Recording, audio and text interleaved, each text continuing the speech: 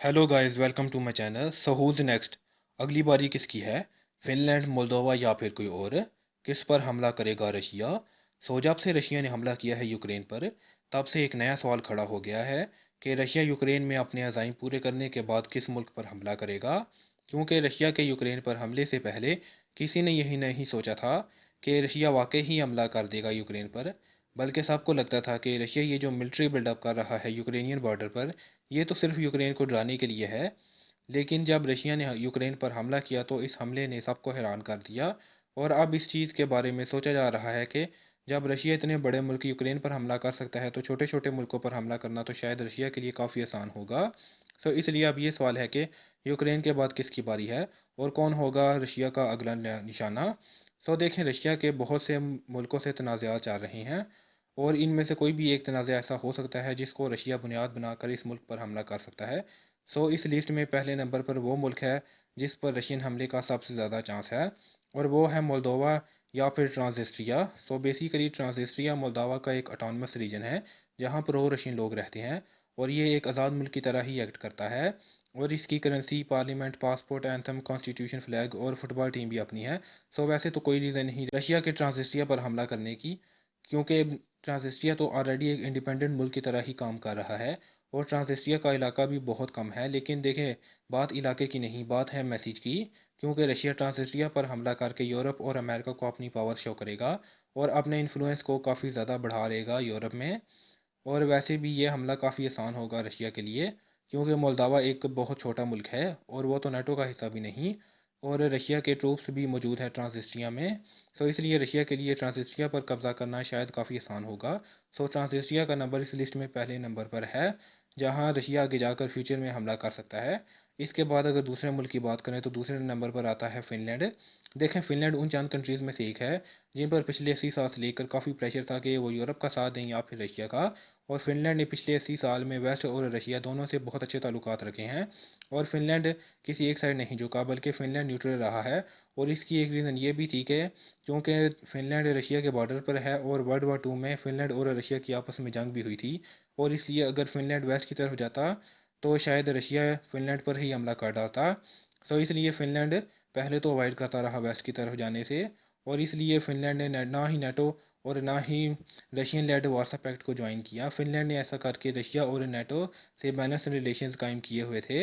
लेकिन recently Finland ने भी नाटो को ज्वाइन करने का कहा है, और फिनलैंड की आम आवाम भी नाटो को ज्वाइन करने के हक़ में है। लेकिन पुतिन को ये चीज़ पसंद नहीं आई, और रशियन गवर्नमेंट ने बयान दिया है कि अगर फिनलैंड नाटो को ज्वाइन करने लगा तो फिनलैंड को इसके सीरियस पॉलिटिकल और मिलिट्री कॉन्सिक्वेंस फेस करना पड़ सकते हैं।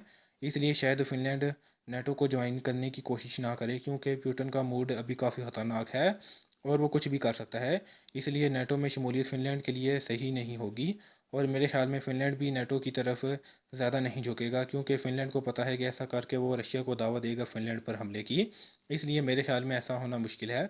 अगर हम अब थर्ड नंबर की बात करें तो थर्ड नंबर पर आता है जॉर्जिया या फिर अबखाज़िया और साउथ ओसेटिया। ये इलाके भी ट्रांसनिस्ट्रिया की तरह प्रो रशियन लोग चला रहे हैं, और रशिया ने 2008 से लेकर अभी तक इन मुल्कों को एक आज़ाद मुल्क माना है।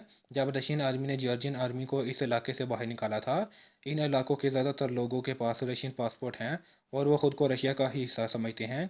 इसलिए साउथ ओसेटिया और अबखाज़िया पुतिन का नेक्स्ट टारगेट हो सकते हैं, और अगर रशिया इन पर हमला करना चाहता है तो इसे जल्दी करना होगी, क्योंकि नाटो ने जॉर्जिया को 2008 से नाटो की मेंबरशिप देने का वादा किया हुआ है। लेकिन रशिया के लिए जल्द हमला करना आसान ना होगा, क्योंकि इससे पुतिन पर पॉलिटिकल प्रेशर बढ़ सकता है। इसलिए वो यूक्रेन के साथ साथ शायद साउथ ओसेटिया और अबखाज़िया पर हमला ना करे, क्योंकि ट्रू फ्रंट वार काफ़ी मुश्किल होगी रशिया के लिए। अगर हम फोर्थ नंबर के मुल्क की तरफ बढ़ें तो फोर्थ नंबर पर कोई एक मुल्क नहीं आता, बल्कि फोर्थ नंबर पर आती हैं बाल्टिक स्टेट्स, जिसमें लिथुआनिया, लातविया और इस्टोनिया शामिल हैं। Basically Putin old Soviet union को वापस लाना चाहता है, और ये तीन बाल्टिक स्टेट्स सोवियत यूनियन का एक बहुत अहम हिस्सा थी। और क्योंकि इन स्टेट से रशिया और नाटो के बॉर्डर के दरमियान फासला बढ़ जाता था, इसलिए रशिया के लिए ये तीन स्टेट्स काफ़ी अहम थी। सोवियत यूनियन के ख़त्म होने के बाद ये ममालिक आज़ाद हो गए और इन कंट्रीज़ ने नाटो को ज्वाइन कर लिया, और इसलिए अब नाटो का रशिया से बॉर्डर मिलता है।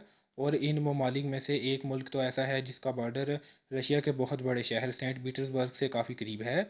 इस वजह से नेटो फोर्सेस एक बड़े रशियन शहर के काफ़ी करीब हैं। तो इसलिए अगर रशिया का कोई टारगेट हो सकता है तो वो यही बाल्टिक स्टेट्स हैं।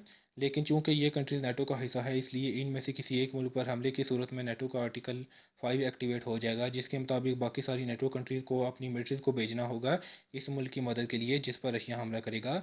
तो इसलिए रशिया का इन तीन ममालिक में से किसी एक पर हमला काफ़ी अनलाइकली है, क्योंकि पुतिन को पता है कि नेटो से जंग करने का मतलब है वर्ल्ड वॉर 3, इसलिए इन ममालिक पर भी रशिया का हमला काफ़ी अनलाइकली है। सो ये वो कंट्रीज़ है जिनको सबसे ज़्यादा ख़तरा है रशिया के हमले का, क्योंकि इन 6 कंट्रीज़ में हर एक का रशिया से कोई ना कोई ऐसा तनाज़ा ज़रूर है जिसकी वजह से जंग हो सकती है रशिया के साथ इनकी।